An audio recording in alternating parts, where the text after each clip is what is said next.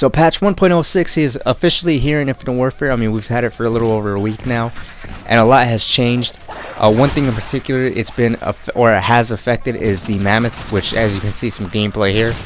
This is also going to be a little bit of a replacement video for the original Mammoth video, as I wasn't too satisfied with the audio delay. But anyways, guys, without being said, let's just get straight into it. 1, 2, 3, 4, 5, 6, 2, 8.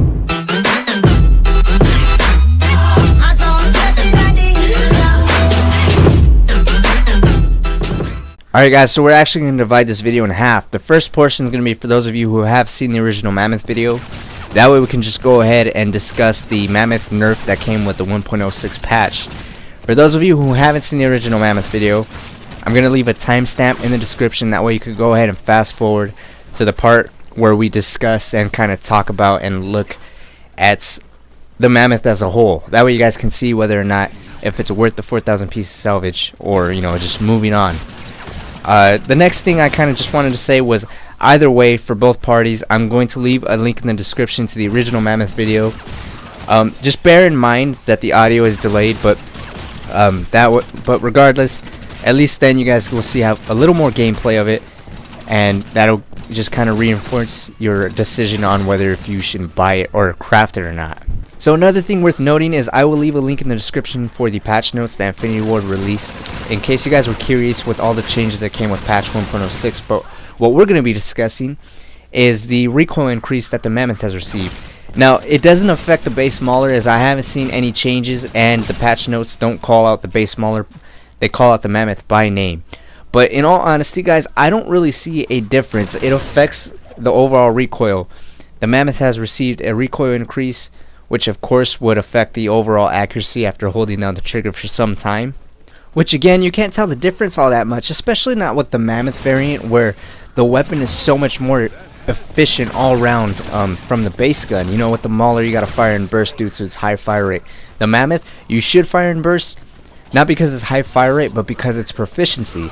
The more you fire and burst, the more ammo you kill, the more zombies, the more ammo you save, the more zombies you kill, because it's like a one shot to the head all the way up to what I think it's 25 on Pack-a-Punch. It's 2 shots all the way up to around 35 without Pack-a-Punch. And as you guys can see from this gameplay right here, 10 round burst is where the recoil starts to kick in. You'll see my gun to start shake. I'll let up off the trigger. A 10 round burst for a gun like this is extremely good. The recoil is not hurtful all that much at all. In one of my last videos I said that they might have nerfed the damage. Apparently they haven't. I guess that's just me. Maybe the awe from having a brand new strong weapon like this wore off, and I kind of saw a little bit more that I missed before. So anyways, that's just a little bit of the nerf. It's got a recoil increase now, not that damaging in zombies. In multiplayer it's not very bad. It's just a quick easy fix with quick draw and foregrip. You don't even really notice the recoil. So anyways, guys, moving on to those of you who haven't seen the original Mammoth video. Now, like I said, sticking to the series theme that I've been doing, we're just gonna make this a pure zombies video. The multiplayer portion is coming. Everything's recorded. It should be out with actually the same time this video is out, if not maybe the following day, because it may have possibly got a little late to have that video out. But anyways, moving on to how this weapon is in zombies. So just like usual, we're going to start off with the cons. Now, if you guys haven't seen any of my other videos, I will leave most likely a card in the top right, possibly a link in the description, but most likely a card in the top right, or even a link at the end of the video. But so moving on to the cons, these are no-brainers. These are kind of like common sense, because there's really nothing bad about this weapon. I think it's worth the 4,000 salvage just off the bat. But for those of you that are still skeptical, we're just going to go ahead and talk about the cons. The first one, which to me is the biggest one, it's a wheel gun or a box gun. And I've said this since this game came out. Infinity Ward took too much inspiration from Treyarch, especially in terms of the box and the random spawns. But we'll move on to that in another video. So the box. Now in Black Ops 3, I referred to the box as a recycling box, because you would get one gun, put it back, and guess what? You got that shit again. Same thing in this game. Now, since this gun is a wheel weapon, you could spend the entire match just constantly hitting the box trying to get it. Is it worth it? Hell yeah. Spend all your money aiming for this. I think that's the biggest con for me, because sometimes you know, especially in public games, I'll just constantly be spamming the box and it's constantly moving. It took me all the way to around 30 one time and I still didn't get it. So that's the biggest con.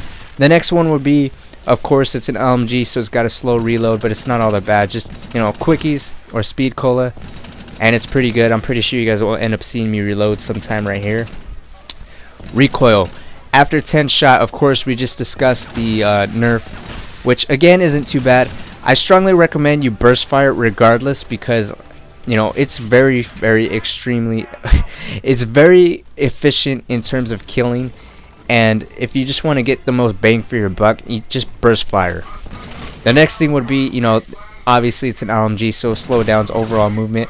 I had to get like the easiest common sense stuff, which would be this, to come up with the con list, because guys, I can't find anything bad about this weapon, especially not in zombies. But anyways, moving on to the pros. The pros are a little odd because some of the cons actually work in your favor. So obviously I just said it's extremely proficient in killing. It's a 1 to 2 shot to the head all the way to around 25, 2 shots to the head all the way to around 35 unpack-a-punched. Now I just said obviously the cons actually work in your favor. You'll notice when I start firing at the brute, that 10 shot recoil, you know, that 11 shot recoil actually works in your advantage, because it's just it's weird. You're able to control it a little better when you're firing at the brute, and it just helps kill the brute way faster. You'll end up seeing here in just a second. But as I was saying, the next thing would be the slow rate of fire actually makes this weapon much more easier to handle. With the base Mauler, the fire rate is just all over the place, especially in the beginning. If you guys can't, you know, equip like the attachments, you know, like foregrip, quick draw, stuff like that, then the recoil, especially with double tap, is crazy. I remember when this game first came out, I love this weapon, but I hated it at the same time because the recoil was all over the place. But the slow rate of fire actually makes it so much easier to handle, and it's obviously, the next pro would be, it's stronger than the base Mauler. You know, the best way to compare it is the base Mauler would be the Dingo, while the Mammoth is the Gorgon. You know, so the base Dingo, it was, you know, badass weapon, but it had the fastest fire rate. Versus with the Gorgon, you have a slower fire rate but a higher damage output. Now guys, I am aware that my clips are all over the place. You just got to remember, you can only obtain this weapon out of the magic wheel.